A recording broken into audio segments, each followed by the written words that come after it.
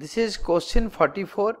From the following information of Hospitality Limited for the year ended 31st March 2017, calculate amount that would be shown in the note to accounts on changes in inventories of finished goods, work in progress, stock in trade.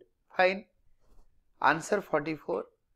Calculation of the amount that will be shown in the notes to accounts on changes in inventories of finished goods, work in progress and stock in trade from the following information of Hospitality Limited for the year ended 31st March 2016.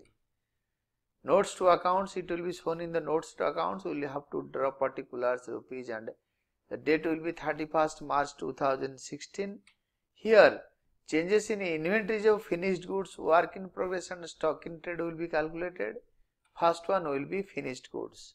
That is, opening stock of finished goods or opening inventory is rupees 5 lakh less closing inventory rupees 5 lakh 50,000. There is an increase in inventory of finished goods by rupees 50,000.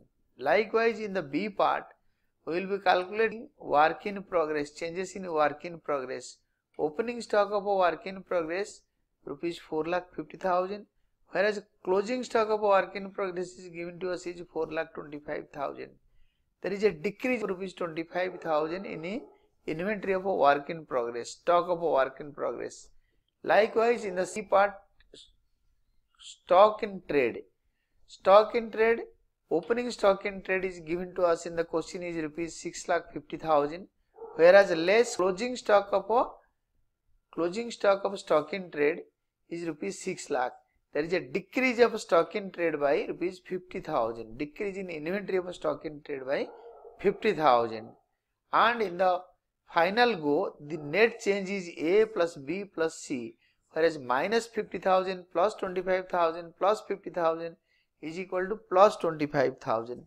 And this is the final answer. We have also found out the net change.